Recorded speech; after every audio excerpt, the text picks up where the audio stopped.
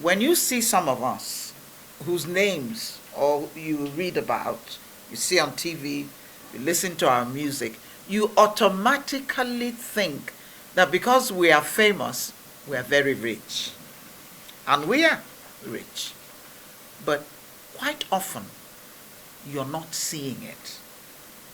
I know that throughout my career, I've had to have 3 other things that I am doing. And quite often, it is from those endeavors that you make the money that you now use to put in your music. I remember that in the 80s, we were in a tough economic situation in Nigeria. Foreign companies, it's not today it started, foreign companies were actually leaving. They were divesting and they were leaving. We used to have Polygram, remember? We used to have CBS, remember? We used to have EMI, remember? These are international music recording companies, and they were fully represented in Nigeria, but they began to go. Some of us took the decision to register our own recording companies, finance our own music in every way, shape, and form.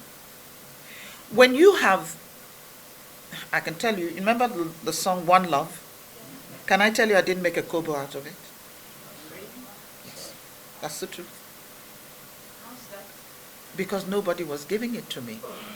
It made money, but it was making money for other people. I know people who built houses based on what they made out of.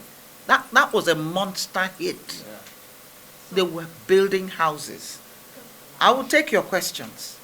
Just hear me out, because I know that the facts I'm giving you, you had no idea. You can go along the line, you can ask many other musicians, how many, this song that you made, okay, take somebody, he's passed away now, Sweet Mother. Yeah. Ask his family how much money they made from that monster international hit. Not much. Because nobody was representing them. And so anybody can pick up that music, re-record it, use it anyhow, and make money out of it. And they get nothing.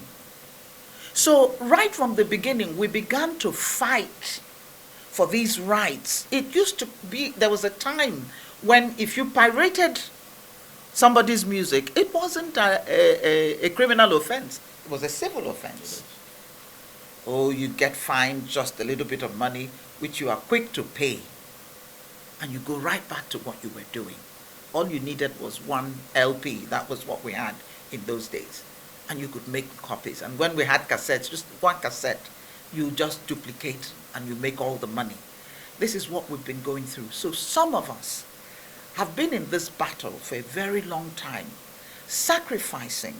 I look at the younger artists today and I say, do they have any idea the sacrifices we made? I've gone on a hunger strike in front of NTA. Why? Because they were using my stuff. They used Iyogogo for 8 years. Without my permission, not a kobo was given to me. 8 good years. So the battle has been fierce. And we've made sacrifices. Now how does someone tell me at age 70, never mind the good looks, God is faithful, and over 40 years in the music industry, that since 2011, I've not made a kobo. Koson has not paid me. And Koson has collected billions. My dear sister, who has passed away, I found out, Christiasen, whose music is still being played, she wasn't getting anything. And what was their excuse? Oh, they didn't know how to reach her. Oh, really? Really? You didn't know how to reach her, so you've been chopping. So where's the money now? There are so many. I believe that once we can open this up, we can begin to recover some of them. Because it extends, I said 2011 because that's when Koson was approved. But beyond that, there was something called PMRS. They also need to account for what they received in PMRS. Because PMRS, what we were hoping at PMRS was the coming together of everybody, and we worked very hard to make it happen. Unbeknownst to us, there were people who didn't want it because they didn't want to lose the position they were holding. They wanted to consolidate. So it goes back beyond 2011, how much some of us have been owed. We haven't seen it, Kobo.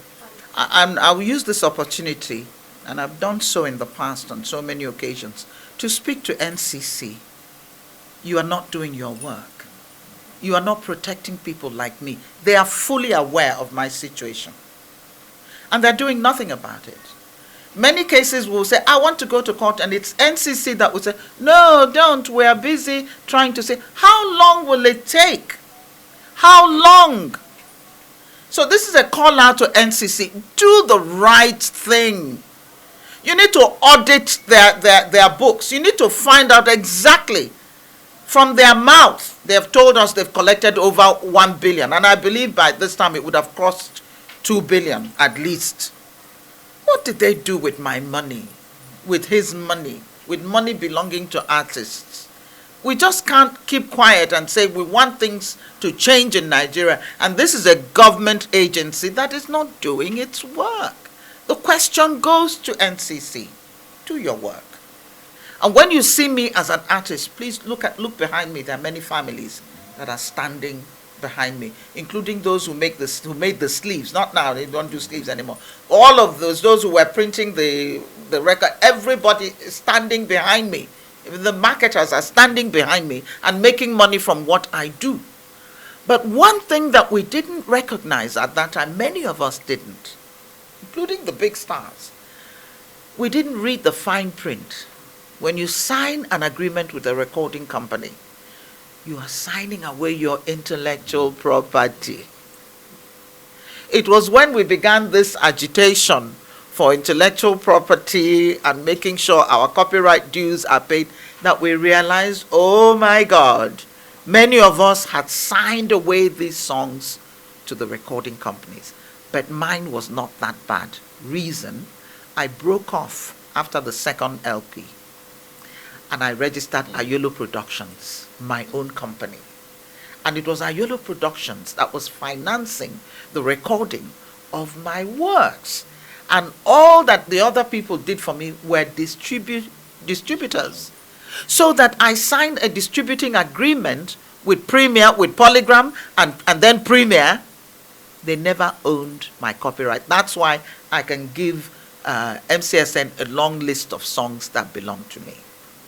So my advice to the younger artists, read the fine prints. Ensure that you maintain control over your intellectual property. That's what you got. That's a major advice that they should listen. Don't sign it away to anybody, because it means that when that work is being utilized somewhere else, that money that should come to you is actually going to somebody else. You don't own it.